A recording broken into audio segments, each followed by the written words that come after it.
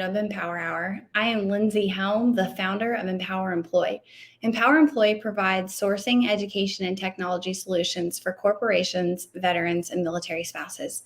On Empower Hour, we'll be discussing the employment landscape of the military community and introducing the change makers in their programs in this space. This week's guest, I'm so excited to have her, is Flossie Hall. Flossie is an active duty Navy spouse and accomplished serial entrepreneur who has generated 7-figure businesses and is using this experience to dial up other success. She's built and scaled many entrepreneurial education programs, accelerators, military programs, including her most recent venture as the COO and co-founder of AMSI, the Association of Military Spouse Entrepreneurs. Since 2019, AMSI has helped more than 2,000 military spouses globally to start, scale, and sustain their businesses.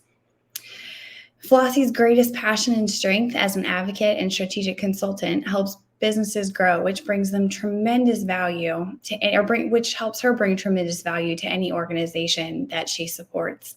Ladies and gentlemen, welcome to my virtual stage, Flossie Hall. Yay! That was so much. That was a mouthful. It is, but you've done so much. So, Flossie, I'm just excited to be here and hang out with you. Welcome. I'm so excited to see you. We could talk forever, of course, but could you tell the world an overview about who you are and what you do? Well, I think you summed up most of it. I'm an active duty Navy spouse. My husband's getting ready to retire this year after 20 years, and we're going through the transition landscape right now, which is like a whole new world. I also feel like an old spouse, or a seasoned spouse is what we call them, where I'm at the end of my journey. I'm sick of the military. I'm ready to get out. I want my husband home every day. But I am an entrepreneur. I've built several businesses. I've worked a lot in the military space on educational programs, and I'm a huge advocate for military spouse employment and entrepreneurship. So I know employment's a huge part of it, but I'm always like, if you can't find your own job, just create your own job. So I think I'm a little too bossy to work for other people sometimes. And so I'm going to ask you a question, but just to follow on, you talked about, if you can't find a job, create your own job. Do you consider that kind of like forging your own path then? Always. And I didn't know that was an option, which is why I'm such a big advocate for entrepreneurship, because I was unemployed for so long and I was a student and I couldn't get hired and I had bachelor's degrees and I was like, what is going on? And then when I became an accidental entrepreneur and I just started my own business, I was like, oh, how come nobody told me I could do this? I could just hire myself. I was like, that's a thing. And I was like, why does nobody talk about this? And this was, almost a decade ago, but I became like this big poster child of just do it yourself, go hire yourself, start your own business. And then everyone's like, but it's scary. What do I do? So, and I'll just a little bit about kind of my story since Flossie said that. I went to Flossie not too long ago and was like, hey, I have this thing. And I think the best piece of advice she gave me at that exam, you can do it yourself. And I was like, I'm a smart person. Why didn't you say that? So we kind of covered a little bit. Why didn't I get that? But just do it yourself. Just build it, learn it. You can learn and do anything if you put in enough hard work and energy, I promise. Okay. So because we kind of jumped straight into it, let's go all the way back to the beginning and please tell us your story. You dug into it a little bit, but a little more in depth about your military spouse story. Tell us about yourself as a military spouse, or tell us your story as a military spouse. Well, it's been hard, like I think every military spouse that I know. But my goal was actually to become a doctor, not to just make things a little bit harder in life, because we know how easy it is for military spouses to accomplish their goals. But becoming a doctor was like a huge feat. So I spent almost 10 years going to school, taking care of our 4 kids at home, and trying to get to the path of medical school. I graduated from the University of Michigan, took my MCATs and applied to medical school. My husband was getting deployed again, and I had 4 kids who were in 4 different schools in San Diego, who I was toting all over the county. And I was like, there is no possible way I can do this. I was like absolutely defeated. I was like, I've worked so hard to get to like this point, and I still like, how am I supposed to go to medical school with these little babies and my husband never home? And I started an accidental business out of my house called Healthy Mama. I had been meal prepping and teaching people how to do it. And I started a Facebook page and a blog, and a friend paid me to do it. And she's like, I don't like the food out there. I love your stuff and you need the money, and I'm just going to pay you. And I was like, oh, I didn't know that was a thing. So I'll just take your money. And I posted about it. And all of a sudden I had like 10 orders the next week and 20 the week after. And I hired a couple military spouses who were my friends to come in my base housing kitchen and make thousands of meals every weekend. But I was like, this is awesome. I was like, it was awful and awesome all at the same time. We ended up going commercial and building a multi-million-dollar company. And I ended up hiring a little over 100 military spouses within that company, and putting a little over $500,000 in payroll back into the pockets of spouses, because I said, I couldn't find work. I couldn't find flexible work that worked around my schedule with people that understood me. So I created those roles within my company. And then after that company, I hated mass food production. So as much as I loved what I did and creating healthy, affordable meals for people who needed it, it was not my dream. I found a big passion in building education and curriculum and supporting this community that I love. So I went on to work for a couple organizations, Focus, the Rosie Network. I've taught workshops. I went on to build AMC, the Association of Military Spouse Entrepreneurs, and just say, like, if I could do it with no business experience whatsoever, you can do it too. And if you do it, you should be hiring military spouses within your business. Or if you're another company, why aren't you contracting out to military spouse-owned businesses? So it's been a long journey of who is Flossie and what do I do, but I do a lot of different things. So in all the success and everything that you've got going on in your life, who helped you get to where you are today? Like, I know when I met, I got to hear about your husband's injury and helping you chop chicken. But I mean, our husbands are great in that supportive role, but for your entrepreneur journey, who helped you get to where you are? Hands down, my mentors and my advisors. And I didn't understand, because I wasn't in the business world. I didn't even know business owners when I first started my first company. But I found people accidentally through like networking events who had built these huge businesses and took me under their wing, because I was the first person to go, I don't know what I'm doing. Somebody help me. And I found these great people who literally guided my entire path. They made introductions. They gave me the blueprints. They gave me the websites. They talked me down off a ledge when I was just crying and exhausted. But even to this day, a decade later, I still have mentors and advisors that are 10 steps ahead of my path and my journey, that are trusted, that I can go to with anything and say, here's where I'm stuck, because I keep wanting to go higher, and I can only go higher if I follow people who've been there. So hands down, mentors and advisors all day. And what's the best piece of advice you've ever gotten so far? So I have two. One is trust your gut always. And that's you get bad vibes from people sometimes, and you just need to listen to it. And whenever I didn't trust my gut, I always said, dang it, I should have trusted my gut. I had a weird feeling about that person or that relationship or that opportunity. And then one of my very first attorneys and advisors, and he called himself my watchdog, but he said, always prepare for the divorce in business. And I've used that ever since. Everything is always great in the beginning, but most things in business end at some point. Always prepare for the divorce. So legal agreements, contracts, protecting yourself up front, protecting your company, protecting what you've built is really, really important.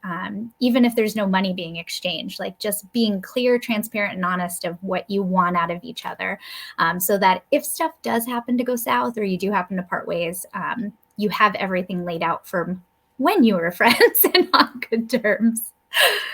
Got it. Well, I was going to ask you, after all your ventures, what's your favorite project that you're working on right now? But I think I'm going to change that question on the fly. My apologies, and ask you to tell me what's going on at, I think it's FJ Hall Consulting or Media.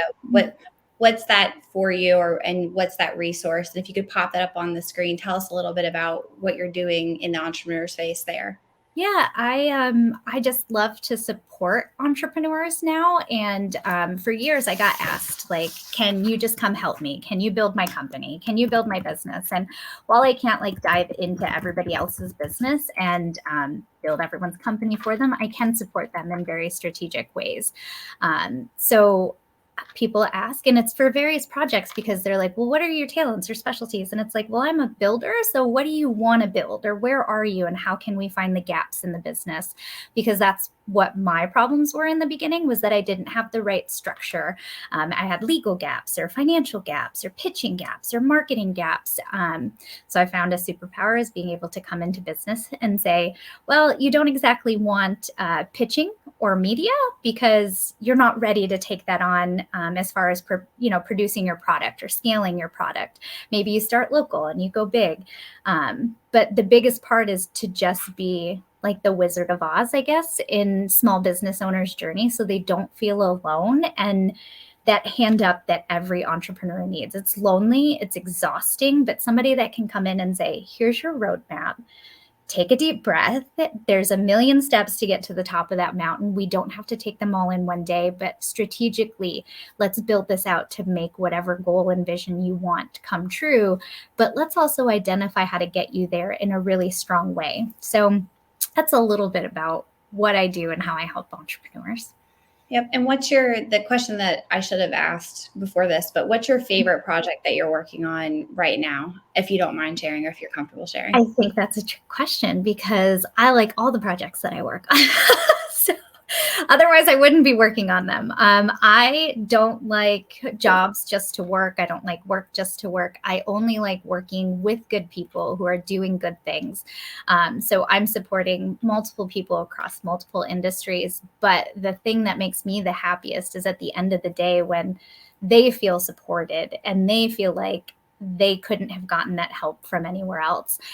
Because sometimes it's not just giving them a plan, but also saying, I'm just going to go do it for you. Like, I'm just going to create your social media graphics. I'm just going to create you a press release. I'm going to give you your financial plan.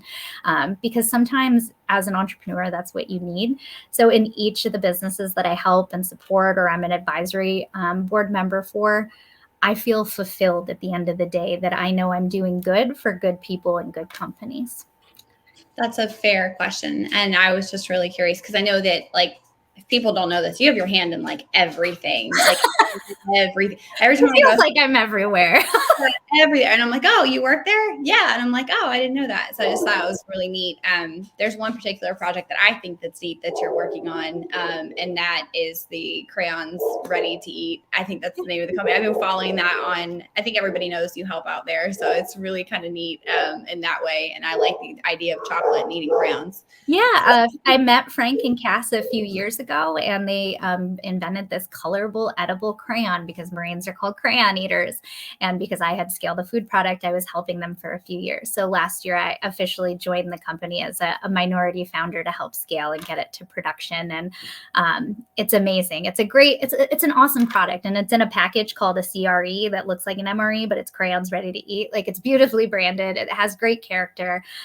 It's just fun things like that. So everything from like an edible colorable crayon to nonprofits to wine to financial to tech and education. I don't have like an area that I like to be in. I just like the people or the company and the project. And that's kind of more what I focus on. Yeah, and I brought them up because someone that has continued to support us is actually a former Marine, and he is actually watching our broadcast today. And I was like, oh, I'm sure he's heard the term crayon eater. Yes. Okay, so taking it back to our wonderful set of questions, Flossie, I have followed your LinkedIn forever. I went back weeks and weeks and weeks, and I saw a post that I really wanted to talk about today. So what is the truth behind entrepreneurship, or your truth? Not just the good, but the bad and the downright ugly. And I'm going to caption this hashtag truth be told. What's your truth? It sucks. The truth is, it's hard. You don't just magically have a great idea and then stroll into making millions of dollars. It is a tremendous amount of work and stress and pressure. And every 2 wrong turns, you make a right turn, and you hope. You just have to keep adjusting and pivoting and learning and growing. But I am not afraid of failure anymore because I know I'm going to fail every day, big and small. And the bigger you reach, the more you're going to fail. But it is hard as hell to build a business, build something with value, make money off of it, and scale it without burning yourself out, especially if you're a military spouse or a parent with children at home and, doing the things on your own. But also there's always snakes in the grass. Like they're in business, just in life. There's always people out there that want to take things from you, that say, I really like what you did. How can I partner with you? Or how can I support this? Or how can I invest in your business? Or how can I get a piece of what you're doing? And at the end of the day, they might not have the best of intentions because they just want what you have, whether it's your product, your service, your brain, and they can't do what you do because they're not you. So you have to prepare for the divorce, protect everything that you build, because there are a lot of really bad people in business out there that are just looking out for themselves. And when it comes to money in business, it all comes down to the legal paperwork. So it's really hard, and protect everything that you build because no one's going to look out for you like you do and your attorney. That's fair. So we have 3 questions left. And I'll agree with you. Entrepreneurship for me is really, really hard. And I think if I could like create a meme, it's like what my friends think I do, what my mom thinks I do, what my husband thinks I do, what my kids think I do. This is what my kids think I do. But what I really do, they're like, you just play on the internet all day. I was like, I'm actually working from my phone. My kid asked me, Mom, when are you going to get a real job? I literally almost died. A real job? Really? My kids think for a while, they thought I played on social media all day because I'm like, no. How do you think I pay for all the things that you're spending all my money right now? But they're like, Mom just plays on social media. I'm like, that is not what I do. That's fair. So the next question is, where do you see yourself in 5 years? So I don't see myself in 5 years. What I am today is not who I was 6 months ago. And in the military fashion, I tend not to make plans outside of what I can see because it's always going to get ruined. But I'm always evolving and reaching for the next big thing and figuring out ways that I can grow and evolve in my own life and my own professionalism. And I just want to keep doing that. So I always say I take a rule from Michelle Obama's book. She told me I could be as many things as I want to be, and I'm going to be them all. So I'm just going to keep learning, growing, and building. And I'm sure I'll be just as surprised at what this 5-year mark looks like. Whether it was you looking back or me looking back, I'd be like, no, I had no idea I would go that way, but I'm just going to keep learning and growing. That's fair. And you've given a ton of information, but what is a piece of advice that you'd like to offer to new military spouses entering the community, going through employment struggles, or on their entrepreneurship journey? Find your community, like lean on your community, find groups or Facebook groups or organizations or nonprofits, wherever your people are, whether you need a mom group or you need an entrepreneur group or you need a group for accountants, like whatever your thing is. You love to knit and drink wine. Find your people. Like this military spouse life is so lonely and so hard, and it's exhausting that you need your people. Like even if it's one person that you can just vent to and connect with, find your community, lean on them, and don't be afraid to say you need help. Sometimes as spouses, we are always like, oh, we can take on the world, right? Like we have to do all these things, and we forget to come up for air and say, no, I'm actually not okay, and I could really use some help, because nobody really looks out for us because we're busy doing all the things. Find your people that will check in on you and say, hey, I see you, but slow down before I fight you. We're going to go work on you for a little bit, whether that's a day at the beach or a glass of wine and a movie or a long, hard cry. Like get your people, get your community, and make sure you're leaning on them.